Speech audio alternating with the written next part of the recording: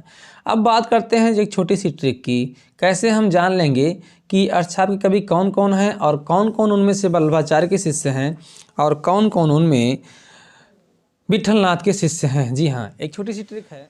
जय हिंद दोस्तों, क्या आप किसी प्रतियोगी परीक्षा के लिए तैयारी कर रहे हैं? क्या आपको हिंदी की बहुत ही विस्तृत तैयारी करनी है? क्या आपको हिंदी अच्छी तरीके से पढ़ना है? अगर ऐसा है तो आज हम आपके लिए एक बहुत ही महत्वपूर्ण टॉपिक लेके आए हैं। हिंदी से संबंधित है और भक्तिकाल से संबंधित है, जिसको कहा जाता है अष्टछाप। जी हाँ, आज हम आपके लिए लेकर आए हैं एक वीडियो जिसमें अष्टछाप के बारे में संपूर्ण व्याख्या की गई है। कंप्लीट वीडियो है अष्टछाप के लिए। तो अष्टछाप से संबंधित इससे बाहर कोई भी क्वेश्चन नहीं आएगा, इतना आप निश्चिंत रहिए, ये मेरा दावा है। अष्टछाप पूरी तरीके से पढ़ना है और इस कॉन्सेप्ट को कैसे हम अपने मन में बसाएंगे, कोई ट्रिक है जिसके माध्यम से हम याद करेंगे, वो ट्रिक भी आपको हम बताएंगे। हर एक तरीका बताएंगे जिससे आप इस टॉपिक को बढ़िया से बढ़िया तैयार कर सको। तो दोस्तों, स्वागत है आपका आपके YouTube चैनल संस्कृत आस्था में। और आज हम लोग हिंदी विषय के तहत अष्टछाप को पढ़ेंगे। जी हाँ, हिंदी विषय के तहत अष्टछाप को पढ़ेंगे। तो चलिए शुरू करते हैं। दोस्तों, अष्टछाप क्या है, इसके पहले की कहानी को थोड़ा हम सब जानेंगे। पहले क्या था, हमारा देश जो भारत देश है हमारा,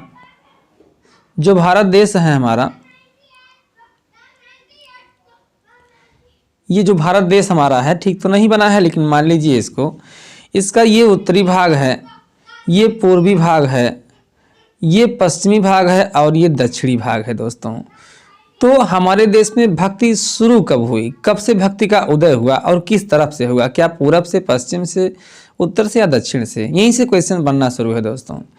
तो हमारे देश में भक्ति का उदय यहाँ दक्षिण की तरफ से हुआ। सबसे पहले दक्षिण में सबसे पहले हुआ और अलवार भक्तों ने इसको बढ़ाने का काम किया। दोस्तों, तो क्या था, सबसे पहले थोड़ा सा आप समझेंगे। सबसे पहले जो गुरु हुए वो रामानुजाचार्य हुए। जी हाँ, रामानुजाचार्य हुए। और रामानुजाचार्य के शिष्य जो हुए वो राघवानंद हुए। और राघवानंद के शिष्य जो हुए उनका नाम है, जी हाँ, उनका नाम है रामानंद। जी हाँ, रामानंद का नाम आपने सुना ही होगा। रामानंद कबीरदास के गुरु थे और यही रैदास जी के गुरु भी थे। तो रामानुजाचार्य के शिष्य राघवानंद के शिष्य जो है रामानंद जी थे। चलिए, तो इन्हीं से भक्ति की शुरुआत होती है और भक्ति जो है हमारे देश के दक्षिणी भाग से धीरे धीरे सब ओर फैलने लगती है। तो यहाँ पर जब भक्ति मुखरित होती है, थोड़ा सा इसका विस्तार हो जाता है, तो यहीं से प्रमुख रूप से दो शाखाएं बनती है। आप जानते हैं भक्ति काल में जो प्रमुख रूप से शाखाएं हैं वो दो हैं। जी हाँ, दो हैं। एक जो है सगुण भक्ति शाखा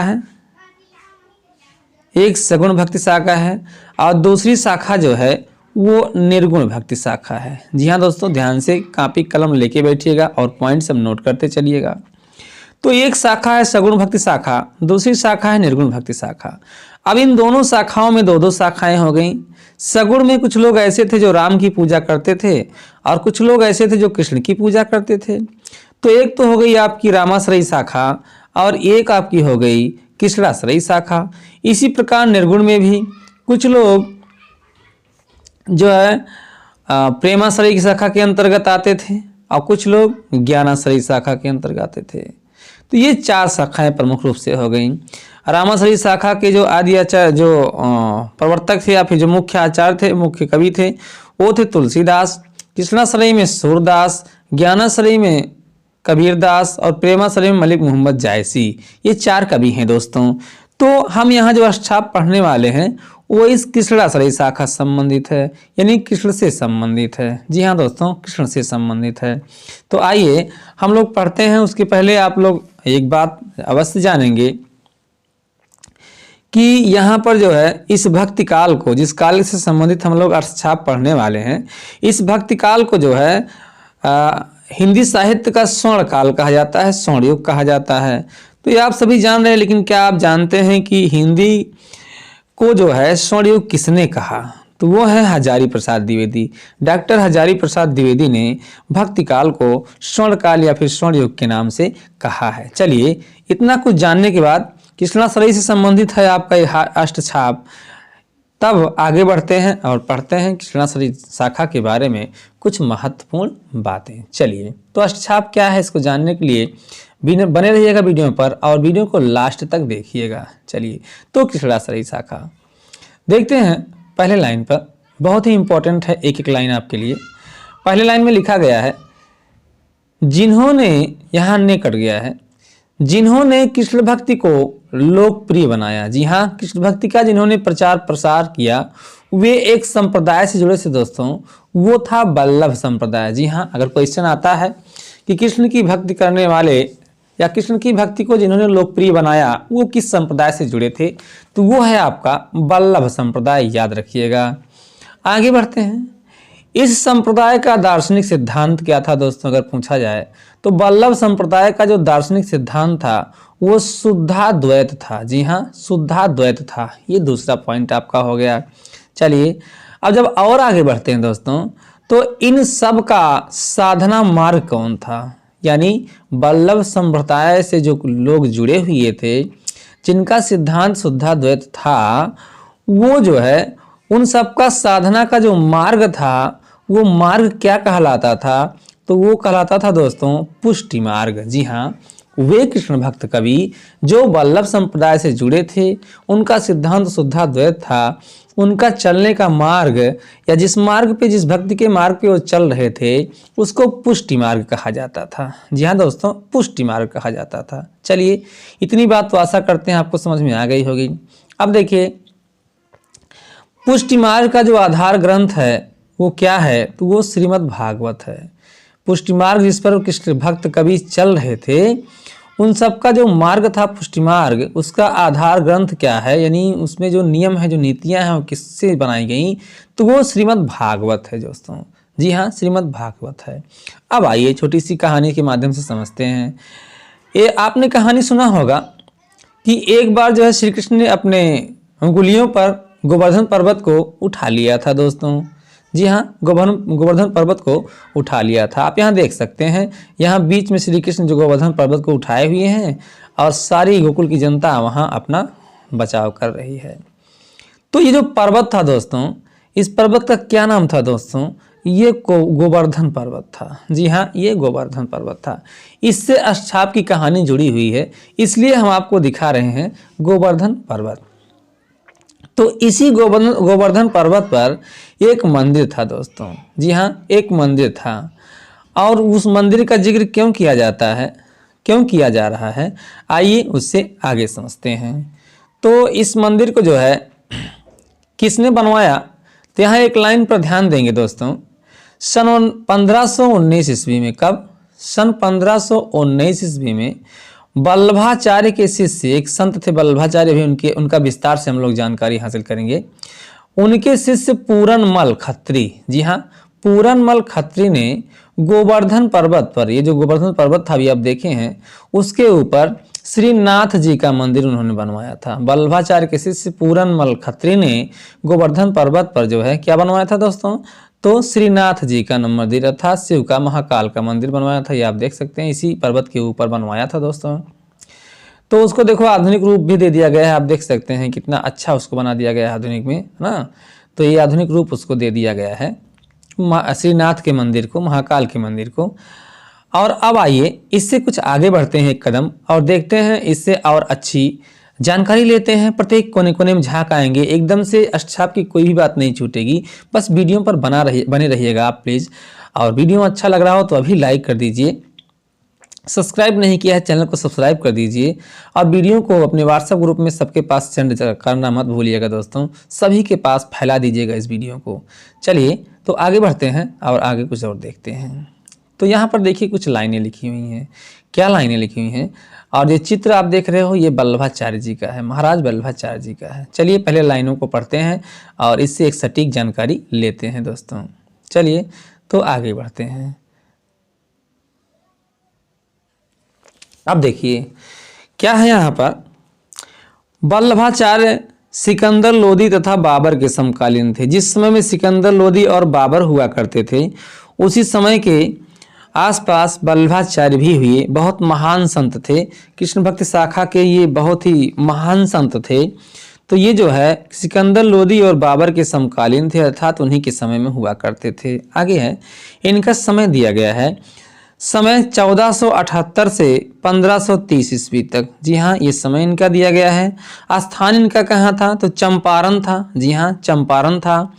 इनकी पत्नी थी, पति का नाम क्या था, मधुमंगल था। जी हाँ, पत्नी का नाम मधुमंगल था।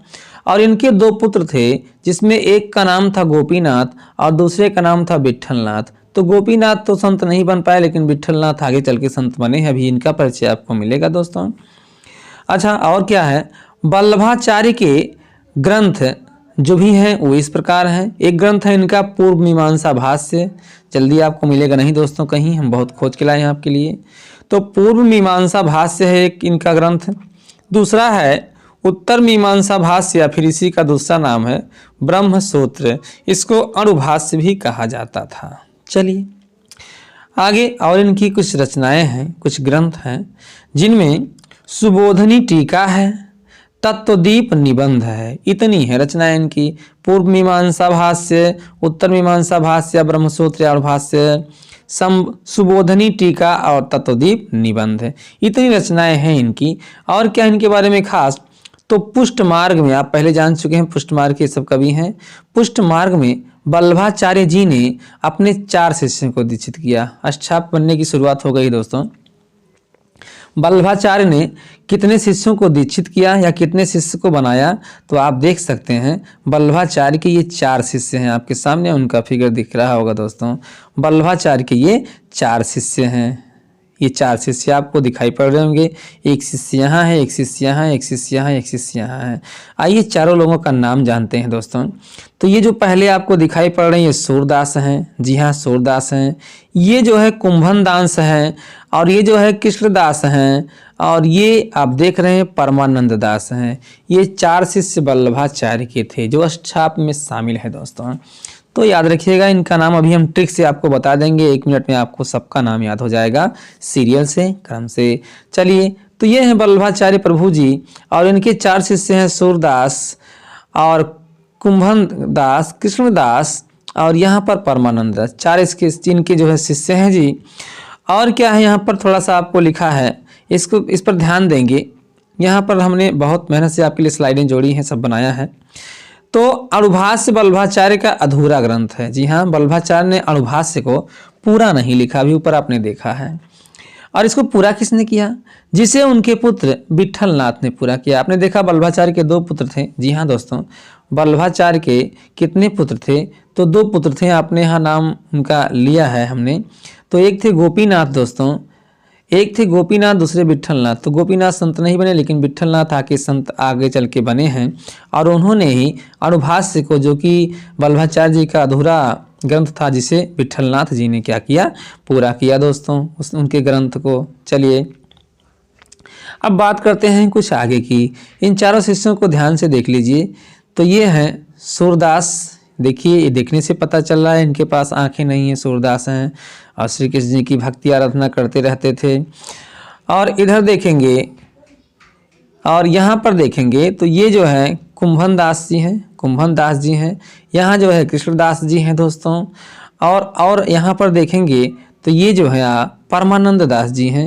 ये सभी अष्टाप के कवि हैं। आपकी अभी सबकी कहानी आपके सामने आएगी दोस्तों, और ट्रिक से हम लोग याद कर देंगे सबको 1 मिनट में दोस्तों। चलिए, तो ये तो 4 शिष्य थे किसके, वल्लभाचार्य के। आगे बढ़ते हैं, 4 लोग हो गए हैं शिष्यों में, ध्यान रखिएगा। अच्छा, आगे जब जो है वल्लभाचार्य जो है इस दुनिया को छोड़कर चले गए दोस्तों। जब वल्लभाचार्य जी इस दुनिया को, ऐसे महान पुरुष छोड़कर चले गए, तो फिर उनकी गद्दी पर, यानी आचार्य की गद्दी पर उन्हीं के पुत्र कौन, विट्ठलनाथ जी बैठे। जी हाँ, वल्लभाचार्य महाराज के पुत्र विट्ठलनाथ जी गद्दी पर बैठे और आचार्य के कार्यभार को संभाला दोस्तों। और क्या किया, इन्होंने भी, विट्ठलनाथ ने भी 4 शिष्यों को दीक्षित किया। तो 4 शिष्यों को वल्लभाचार्य ने दीक्षित किया था। 4 शिष्यों को विट्ठलनाथ ने दीक्षित कर दिया, तो 4 और 4 कितना होगा दोस्तों? 8। इन्हीं 8 कवियों को अष्टछाप के नाम से जाना जाता है दोस्तों।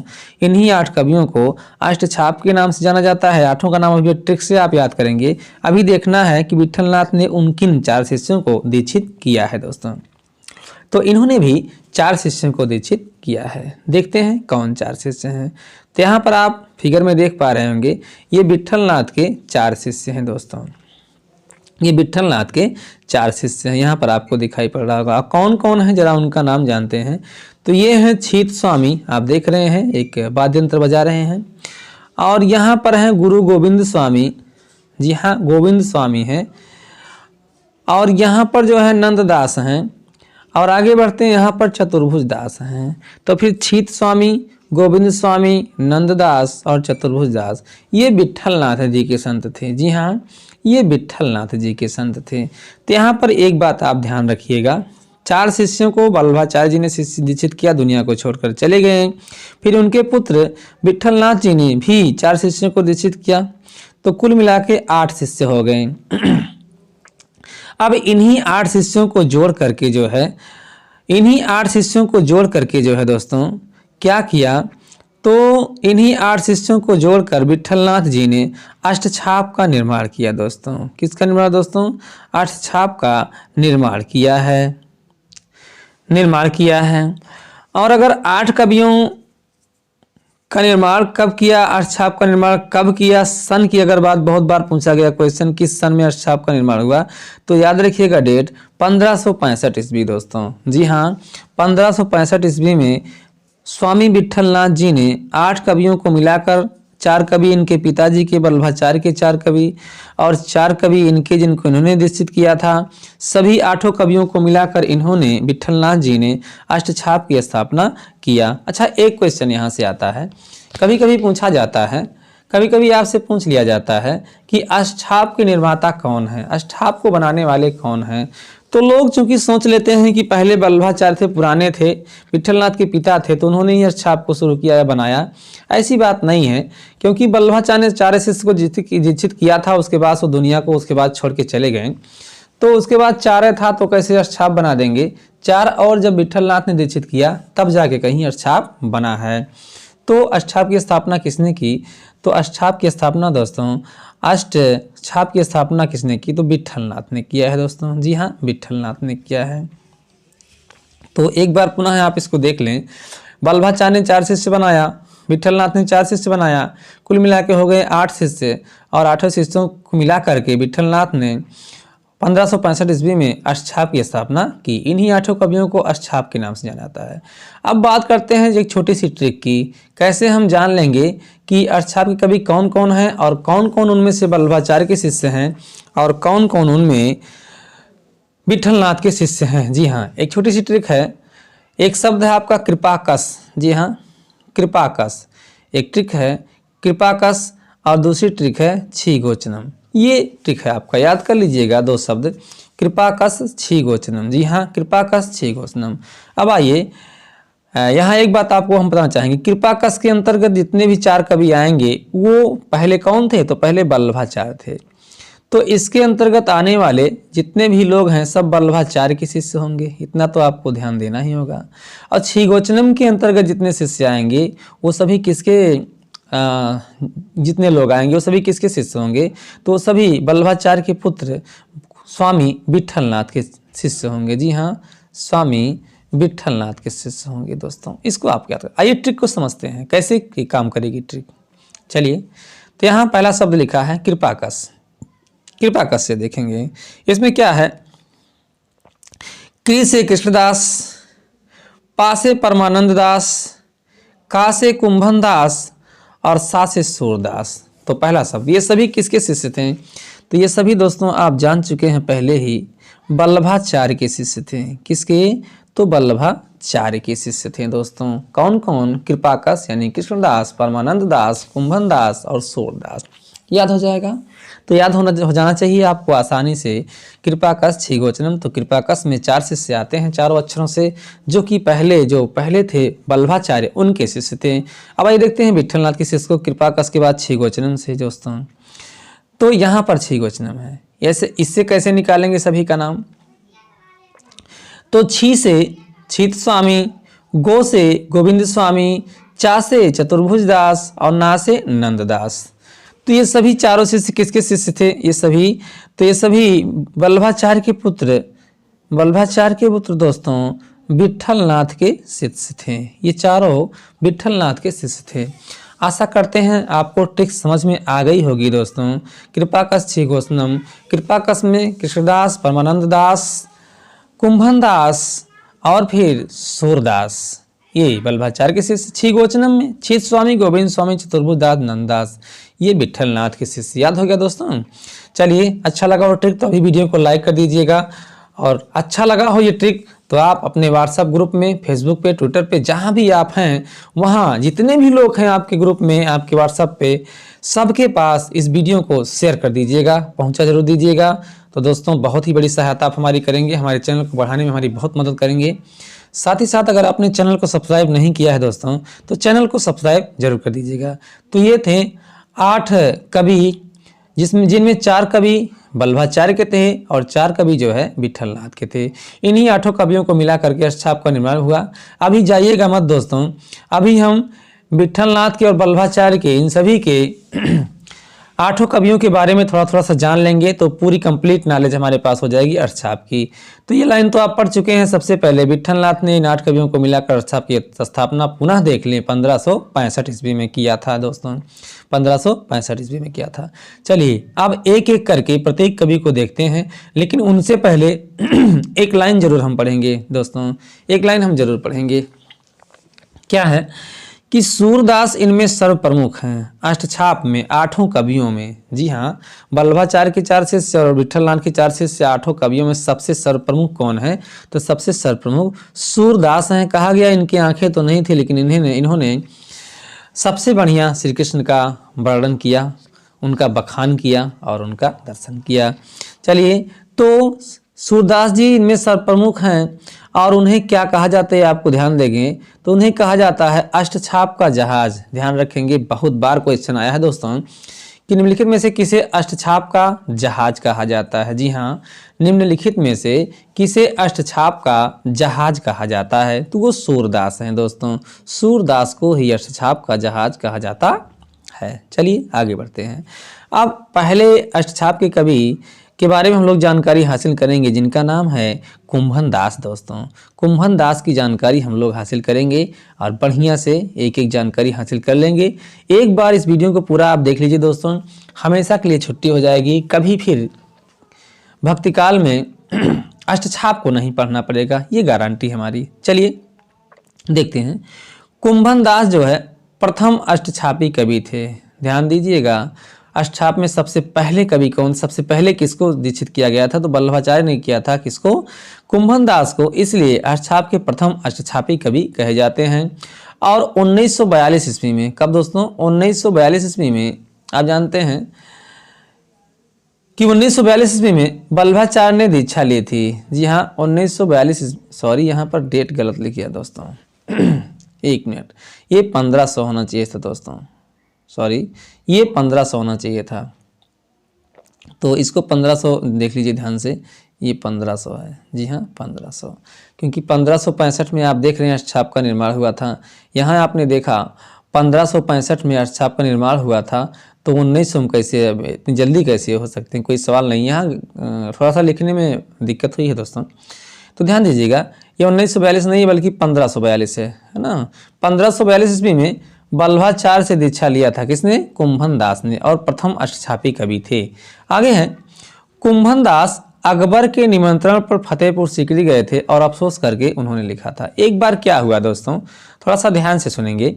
एक बार जो है अकबर जो राजा था, अकबर को किसी भी कवि ने या किसी उसके राज्य के कोई होगा गायक, उसने जो है सूरदास का एक पद अकबर को सुना दिया। तो वो पद अकबर को बड़ा अच्छा लगा।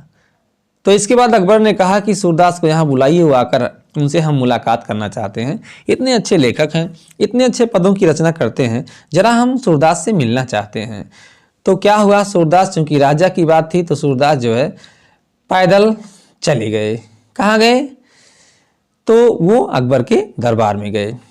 जब वहाँ गए तो उन्होंने देखा कि राजा जो है उस भाव से उनसे नहीं मिलते हैं, या फिर कुछ और देखा जो उनको अच्छा नहीं लगा।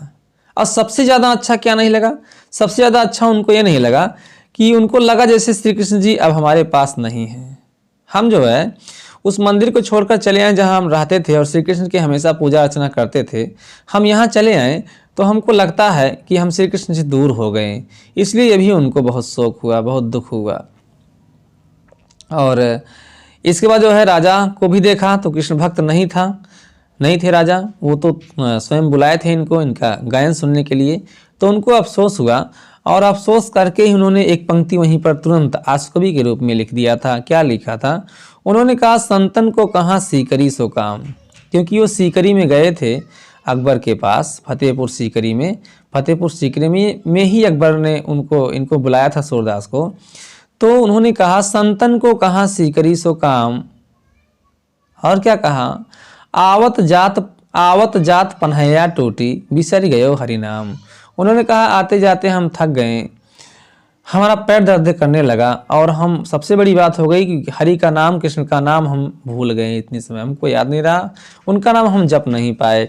तभी इनको अफसोस हुआ था, दुख हुआ था, और लिख दिया था, संतन को कहाँ सीकरी सो काम, आवत जात पन्हैया टूटी, बिसर गयो हरि राम। और ये पंक्ति दोस्तों आपकी परीक्षा के लिए बहुत ही इम्पोर्टेंट है दोस्तों। जी हाँ, बहुत ही इम्पोर्टेंट है, परीक्षाओं में इसको कई बार पूछा गया है दोस्तों। तो याद रखिएगा, संतन को कहाँ सीकरी सो काम, आवत जात पन्हैया टूटी, बिसर गयो हरि नाम। तो ये किसने कहा, किसने लिखा है? याद रखिएगा, सूरदास ने नहीं लिखा है, इसको कुंभन दास ने लिखा है दोस्तों। जी हाँ, कुंभन दास ने लिखा है। और काफ़ी बार हमने देखा परीक्षाओं में केवल यही एक लाइन पूछी गई है दोस्तों, केवल एक लाइन। तो संतन को कहाँ सीकरी सो काम अगर पूछ लिया गया तो किसका लिखा है दोस्तों? कुंभन दास का लिखा है दोस्तों। किसका लिखा है? कुंभन दास का लिखा है। चलिए, तो अब और आगे बढ़ते हैं। कुंभन दास का तो हो गया, हमने अध्ययन कर लिया। अब थोड़ा सा आगे बढ़ते हैं और अब देखते हैं जो कि अष्टाप के जहाज हैं, सर्पमुख हैं, उनका नाम है दोस्तों सूरदास। सूरदास के बारे में काफ़ी कुछ आप जानते होंगे, थोड़ा सा जो नहीं जानते उसको जान लीजिए, और जो जानते हैं उसको थोड़ा सा एक बार पुनः और रिफ्रेश कर लीजिए, पुनः देख लीजिए। तो सबसे पहली लाइन है कि आचार्य हजारी प्रसाद द्विवेदी ने लिखा है। क्या लिखा है उन्होंने? हजारी प्रसाद द्विवेदी ने, सूरदास ही ब्रजभाषा के प्रथम कवि हैं। अर्थात हजारी प्रसाद द्विवेदी ने सूरदास को ब्रजभाषा का प्रथम कवि कहा है। और क्या कहा है? और कहा है, और सूरसागर ही उनका प्रथम काव्य है, और उनके सूरसागर को उनका पहला काव्य बताया है।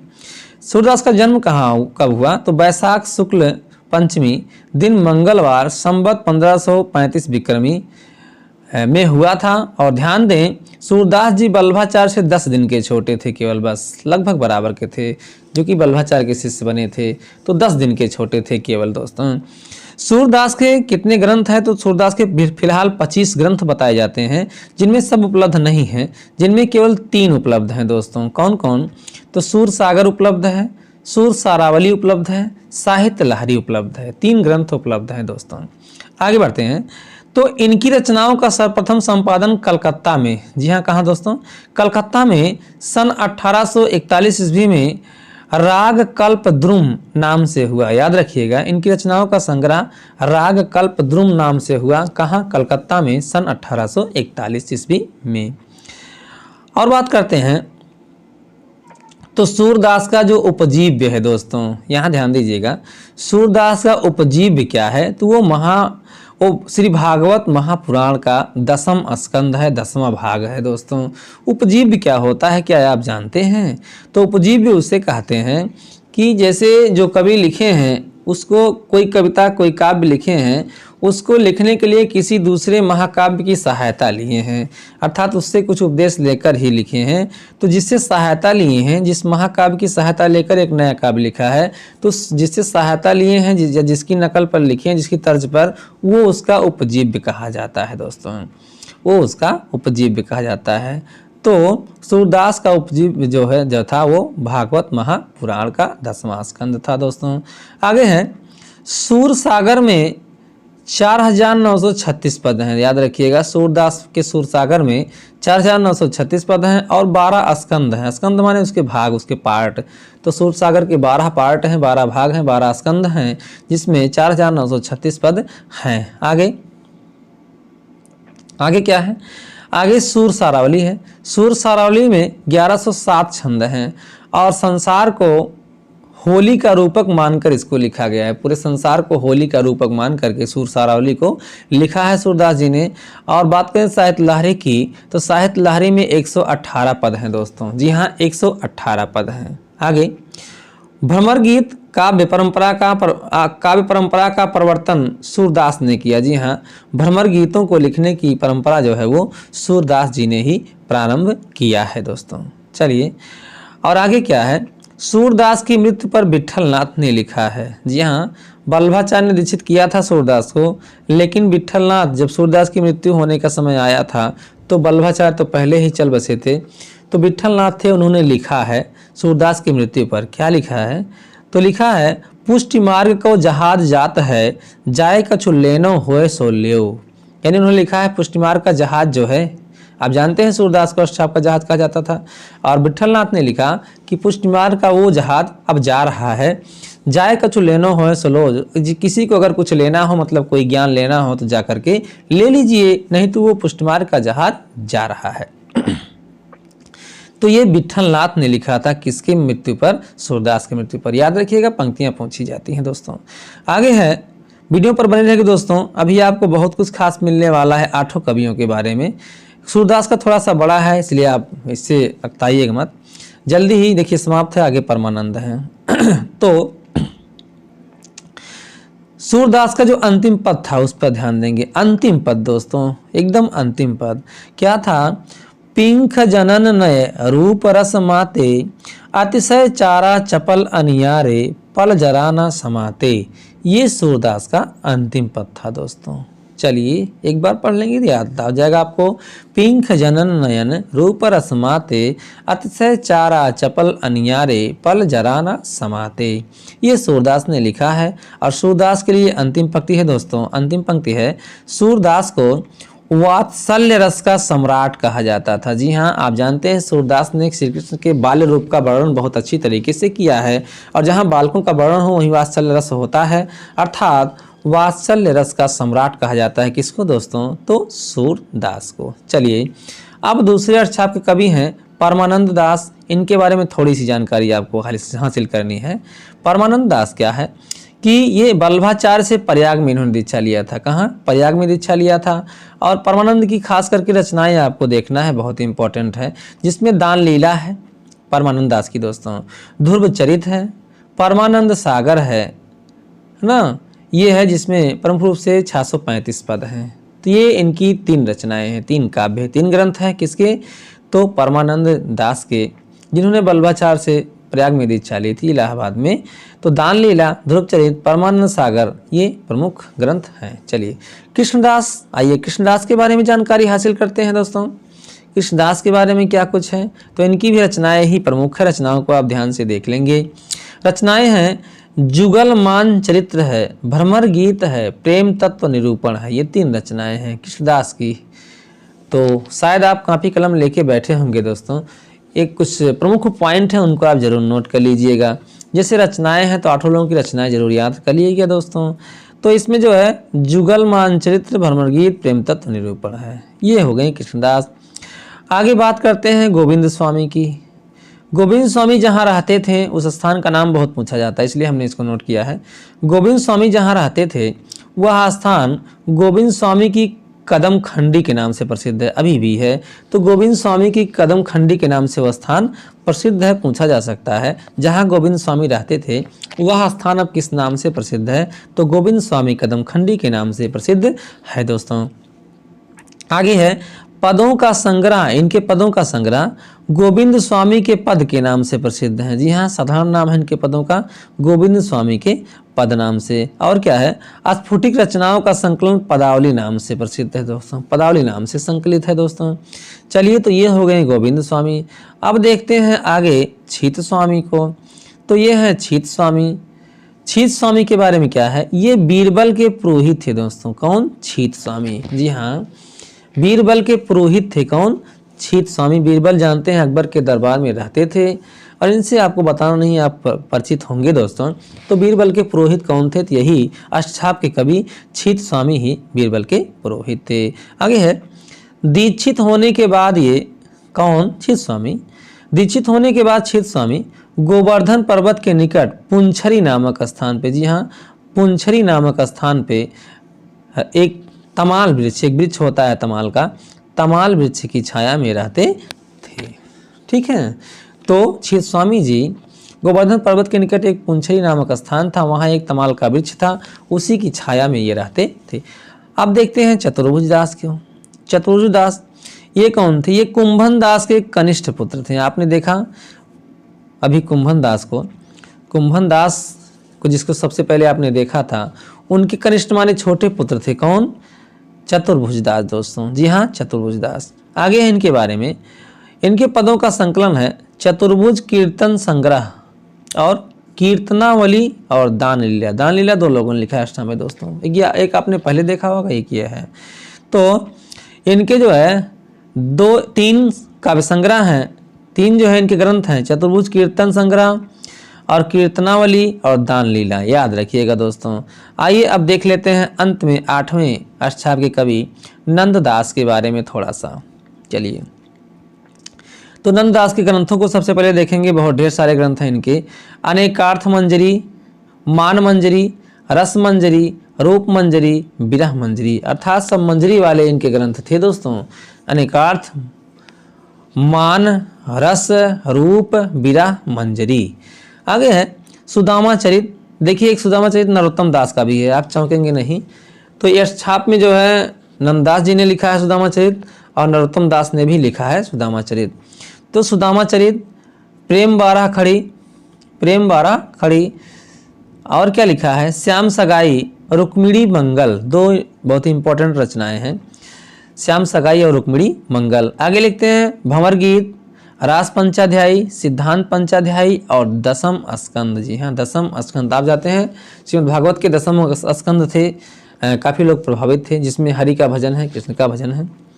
आगे है इनकी भाषा की बात में करते हैं। अगर भाषा की बात करते हैं नंददास के, तो रास पंचाध्यायी जो है रोला छंद में है। किस छंद में? रोला छंद में है।